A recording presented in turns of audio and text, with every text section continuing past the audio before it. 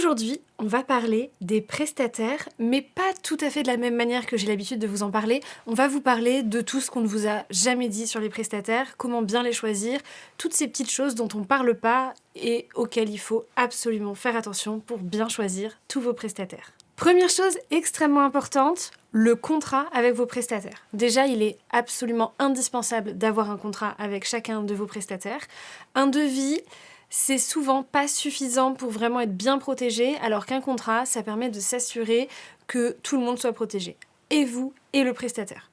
Le contrat, il est là pour protéger les deux parties et vraiment vous accompagner depuis la signature jusqu'à la fin finalement de la prestation pour s'assurer que tout le monde respecte bien ses engagements et que tout se passe parfaitement bien.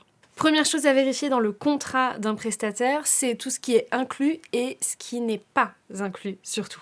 Parce qu'on peut avoir tendance à regarder tout ce qui est inclus et se dire « Ok, super, super, super. Ok, mais alors qu'est-ce qui est exclu du contrat ?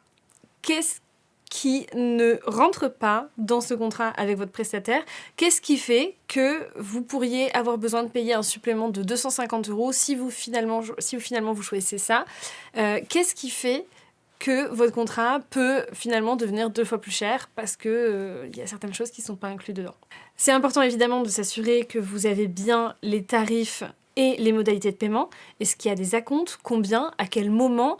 Comment vous devez verser ces acomptes? Et puis combien ça coûte et pourquoi vous payez? C'est-à-dire que par exemple, si on parle du photographe, vous devez savoir combien de photos vous allez avoir, quand vous allez les recevoir, etc. On va aussi avoir la durée de prestation.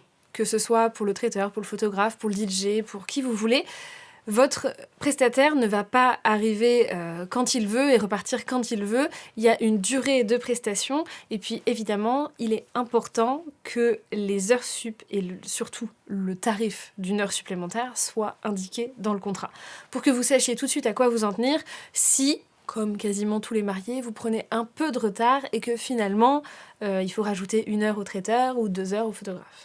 Les petites clauses à surveiller dans un contrat, c'est les clauses d'annulation et les clauses de remboursement. C'est super important. Sous quelles conditions vous avez le droit d'annuler ce contrat et sous quelles conditions le prestataire a le droit d'annuler ce contrat. Ça, c'est super important parce que si vous êtes hyper OK sur votre mariage, tout va bien, mais finalement 2 semaines avant, le prestataire vous dit « j'annule tout et je vous rembourse pas les acomptes », parce que c'est comme ça dans le contrat, vous avez validé, vous avez accepté, donc vous n'aurez pas de traiteur pendant 2 semaines. C'est déjà arrivé à certaines mariées que je connais. Donc, on fait extrêmement attention à ça. Quelles sont les clauses d'annulation pour vous comme pour l'autre? Et quelles sont les clauses de remboursement? Surtout, c'est extrêmement important. Assurez-vous aussi qu'il y a une clause en cas de report de date. Ça vous permet de vous protéger si par malheur il vous arrivait quoi que ce soit et que dans un cas de force majeure, vous soyez obligé de reporter le mariage. Assurez-vous d'avoir des avantages dans ce genre de cas. Soit un report de date sans frais, soit on vous demande pas de repayer d'autres acomptes, soit vous avez... Enfin bref, peu importe, mais assurez-vous d'avoir quelque chose à ce sujet-là. Et puis évidemment, dans le contrat, vous allez avoir toutes les obligations du prestataire, parce que c'est lui qui va avoir le plus de choses à faire dans le cadre de ce contrat. Vous, finalement, vous avez juste à être là et payer. Lui, il a beaucoup de choses à faire, donc assurez-vous que tout ce dont vous avez parlé en amont soit bien indiqué dans le contrat, noir sur blanc, et que vous soyez parfaitement protégé. Je vais vous dire un truc qu'on vous a certainement dit 1000 fois, mais on ne signe rien sans l'avoir lu, et pour un contrat, c'est tout aussi vrai, voire même encore plus, quand il s'agit de plusieurs dizaines de milliers d'euros. Deuxième grande partie de cette vidéo, les acomptes et annulations. C'est quelque chose dont il faut vraiment discuter avec vos prestataires. Alors forcément, il y a toutes ces clauses dans le contrat, comme je viens de vous le dire, mais c'est bien d'en discuter vraiment pour être sûr d'avoir parfaitement compris ce qui se joue dans le cas d'une annulation ou d'un report ou je ne sais quoi. Bon, déjà, sur la partie acompte, faites attention aux acomptes trop élevés et non remboursables. C'est pas si grave d'avancer 50% de la prestation, mais attention à quand vous l'avancez, quel montant c'est, parce que si c'est 50% de 1 500 €, c'est pas si grave. Si c'est 50% de 15 000 €, ça commence à être un petit peu différent. Donc faites attention à ça, regardez quelles sont les conditions de remboursement en cas d'annulation, etc. C'est ce que je vous ai dit de vérifier juste avant dans le contrat, mais c'est vraiment important de vous assurer d'avoir tout bien compris et d'en parler avec votre prestataire. On sait jamais. Et alors dans le cas où c'est le prestataire qui annule, heureusement c'est assez rare, mais ça arrive quand même, Vraiment, soyez sûr de savoir ce que vous avez le droit de faire et quelles sont les options qui vous sont proposées dans ce genre de cas. En règle générale, on vous propose de vous rembourser les acomptes, mais en même temps, ça ne vous permet pas de trouver un nouveau prestataire comme ça du jour au lendemain pour votre mariage. On peut aussi vous proposer de vous donner des noms d'autres prestataires qui pourraient reprendre la prestation, mais encore une fois, rien n'est assuré parce que vous n'êtes pas sûr que ce prestataire sera disponible le jour de votre mariage. Et alors attention, parce que s'il y a une annulation de la part du prestataire pour un cas de liquidation d'entreprise ou quelque chose comme ça, il y a de gros risques que vous ne revoyez même pas vos acomptes. Et c'est aussi pour ça que je vous disais juste avant de faire attention au montant des acomptes, de ne pas verser des trop gros acomptes trop longtemps avant le mariage. On ne sait jamais, si 1 an avant le mariage, vous avez déjà payé 70% de votre prestation et que finalement le prestataire liquide sa société, il va falloir ressortir cette somme pour un autre prestataire et ça peut faire très très mal. Troisième point de vigilance à voir avec vos prestataires, et c'est pas tant quelque chose à voir avec les prestataires, mais c'est plutôt vous et votre feeling. Je vous ai dit 1000 fois que ce qui était vraiment très important dans le choix de vos prestataires, c'était de choisir des prestataires avec qui vous aviez un bon feeling. Ces prestataires, ils vont être là pour faire de votre mariage la plus belle journée de votre vie. Vous devez vous sentir parfaitement en confiance avec eux. La communication avec vos prestataires, elle est extrêmement importante. Si vous avez l'impression qu'on met un peu de temps à vous répondre, que vous avez du mal à joindre le prestataire, vous envoyez un mail, il faut 4, 5, 6 semaines pour réussir à avoir une réponse, vous passez un coup de fil, on vous rappelle jamais, vous laissez un message vocal, personne vous répond, personne vous rappelle. Là, il faut peut-être commencer à s'alerter, c'est pas du tout bon signe, et peut-être qu'il est encore temps d'annuler, de trouver un autre prestataire en qui vous avez une confiance aveugle. Parce que, certes, vous n'êtes pas les seuls mariés de votre prestataire, mais lui, il est votre seul prestataire pour cette prestation. Donc c'est super important qu'il soit conscient de ça et qu'il vous laisse vraiment cette place de client roi, parce que vous êtes en train de lui faire confiance pour le plus gros jour de votre vie, le plus beau jour de votre vie. C'est super important, un prestataire de mariage, son rôle, c'est aussi d'accompagner ses mariés, d'être toujours là et de les rassurer. Alors évidemment, je suis pas en train de dire qu'un prestataire de mariage, et quel qu'il soit, doit vous répondre dans les 4 minutes suivant votre mail, mais par contre, dans les 2-3 jours qui suivent, c'est bien, sauf évidemment un cas de vacances ou ce genre de choses, où là, il vous aura prévenu et vous êtes au courant que vous n'allez pas avoir une réponse tout de suite. De la même manière, s'il vous plaît, faites attention, toujours un problème de communication, mais il faut absolument fuir les prestataires qui sont un peu flous, qui esquivent un petit peu vos questions, qui veulent pas vous donner trop de détails ou répondre trop à ce que vous demandez, qui font un peu comme si de rien n'était quand vous posez des questions et que vous semblez un peu inquiet. Vos prestataires, ils doivent vous rassurer, ils doivent vous mettre en confiance, c'est vraiment primordial. Par exemple, je l'ai entendu plusieurs fois, il y a certains prestataires qui vont refuser de vous faire un contrat et qui vont vous dire qu'un devis, ça suffit. Vous faites comme vous voulez, mais moi j'aurais tendance à vous dire de fuir très loin de ces personnes-là. Un bon professionnel, il n'aura aucun problème à vous faire un contrat parce qu'il sera même conscient que ça le protège lui autant que vous.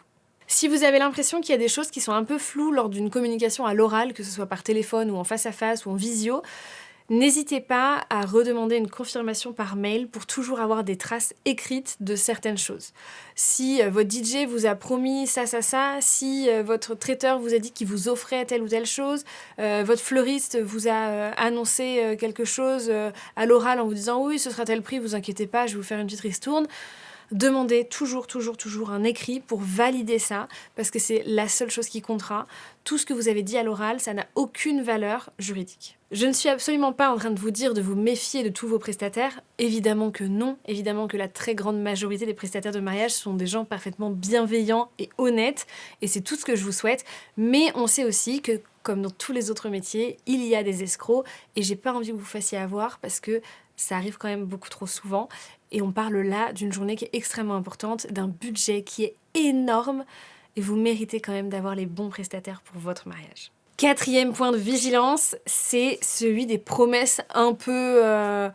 le truc, ouais, non mais vous inquiétez pas, moi je suis le meilleur dans ce que je fais de toute façon, j'étais le premier à faire ça en France, je suis le moins cher de tous mes concurrents, moi je vous fais tout, tout est inclus, tout est compris, vous inquiétez pas. Attention. Vraiment attention. Le tout est inclus, on sait que déjà tout ne sera pas inclus. Soit vous n'aurez pas tout, soit on va vous demander un supplément à la fin. Je suis le moins cher de tous mes concurrents, d'accord, mais pourquoi ? Parce que c'est pas vraiment une fierté d'être moins cher que tous les autres. Enfin, ça dépend comment c'est fait, bien sûr. Mais c'est pas toujours une fierté d'être moins cher que tous les autres, parce que moins cher, ça peut aussi, et c'est souvent le cas, vouloir dire moins bien. Un prestataire, s'il est en société, il a des charges à payer. Alors, s'il est en micro-entreprise, il a autour de 20-25% de charges en fonction. Par contre, s'il est en société, il est plutôt autour de 50-60% de charges. Donc, c'est une évidence que son tarif évolue en fonction de ça. Un prestataire qui vous prend 30 € de l'heure, vous faites comme vous voulez, mais ça n'annonce pas une très haute qualité. Donc être le moins cher de tout le monde, promettre énormément de choses et dire moi de toute façon c'est illimité, je vous ferai des photos illimitées, je serai là jusqu'au bout de la nuit, vous inquiétez pas, les autres DJ ils s'arrêtent à 4 heures, mais moi je serai là jusqu'à 8 heures du matin, sans frais supplémentaires. Attention, faites attention, vraiment, c'est votre mariage, ne vous plantez pas. Pour ce genre de choses, n'hésitez pas, bon déjà, évidemment, à vous renseigner un petit peu autour de vous, à faire plusieurs devis pour voir un petit peu comment fonctionne la concurrence aussi. Et puis, surtout, n'hésitez pas à demander des avis à des vrais mariés. Vous demandez au prestataire de vous fournir 2 ou 3 contacts de mariés avec lesquels il a travaillé. Évidemment, il vous donnera les contacts des mariés qui ont été plutôt satisfaits, mais dans tous les cas, c'est quand même bon signe si vous arrivez à parler avec des mariés qui ont un mariage un petit peu similaire à celui que vous envisagez et qui sont vraiment satisfaits du prestataire. Si votre prestataire vous dit qu'il veut surtout pas vous donner de contact et qu'il n'a pas envie que vous contactiez ses mariés, prenez des pincettes. On sait jamais. C'est pas vraiment bon signe. Globalement, le plus important, c'est d'écouter votre instinct, de vous faire confiance et d'avoir toujours ce feeling dont je vous parlais tout à l'heure. Au fond de vous, vous savez. S'il y a un doute, il n'y a pas de doute, c'est pas la bonne personne. C'est une question qu'on me pose souvent. On me dit Alban, j'ai rencontré un photographe, je trouve qu'il est sympa, j'aime bien ses photos, mais je sais pas, quand je parle avec lui, j'ai un petit doute, je sais pas s'il va coller. Il n'y a aucun doute, c'est pas le bon. Tant pis.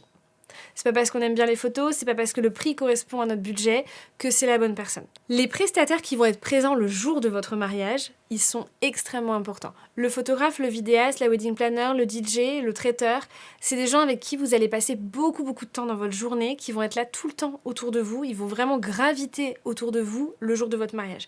Photographe, vidéaste, c'est vraiment ceux qui sont le plus sur vous pendant tout le mariage. Il faut que vous vous sentiez en confiance avec eux, il faut que vous soyez à l'aise, c'est super important.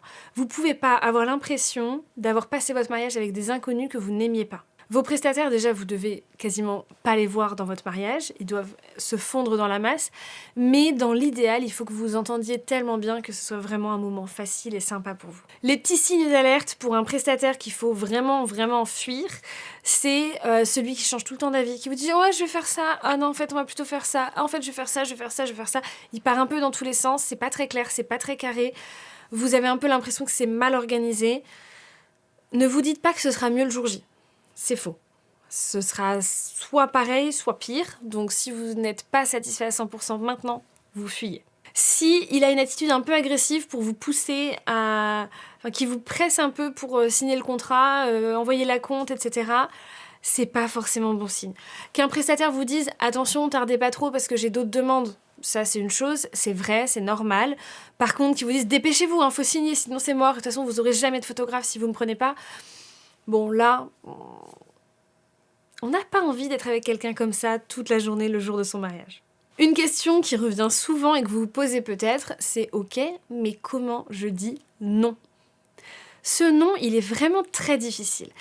Parce qu'on n'a pas envie de blesser les autres, parce que c'est quelque chose qu'on n'a pas forcément l'habitude de faire, parce qu'on a l'impression qu'on est en tort, alors que ce n'est pas le cas. Vous avez le droit à tout moment de vous rétracter. Soit vous dites non avant parce que finalement ça ne vous correspond pas, c'est pas parce que vous avez passé du temps au téléphone et reçu un devis que vous êtes obligé d'accepter. Vous avez parfaitement le droit de dire non. D'ailleurs, c'est beaucoup plus poli de dire non que de ne jamais donner de réponse. Donc dites non. Mais vous avez aussi le droit, même si vous avez déjà signé quelque chose, même si vous avez déjà versé un acompte, de dire non et de vous rétracter. Évidemment, vous ne récupérerez pas votre acompte, mais ça, c'est votre responsabilité. Par contre, des fois, il vaut mieux avoir perdu quelques centaines d'euros, mais s'assurer d'avoir la bonne personne le jour de son mariage, plutôt que de foncer droit dans le mur en regardant une personne en qui vous n'avez pas confiance, juste parce que vous avez déjà versé 300 euros. Je vous assure que les 300 euros en question, dans 15 ans, vous vous en souviendrez même pas. Par contre, le mauvais choix de prestataire, vous vous en souviendrez et vos invités aussi. Il n'y a aucun problème à dire, finalement, j'ai l'impression que ça ne correspond pas vraiment à nos attentes, donc on va aller travailler avec quelqu'un d'autre. À dire, merci beaucoup pour vos propositions, mais on a choisi autre chose. C'est absolument pas un problème, et non, ce n'est pas mal poli ou irrespectueux. Au contraire, ce serait bien plus irrespectueux de ne pas répondre au prestataire.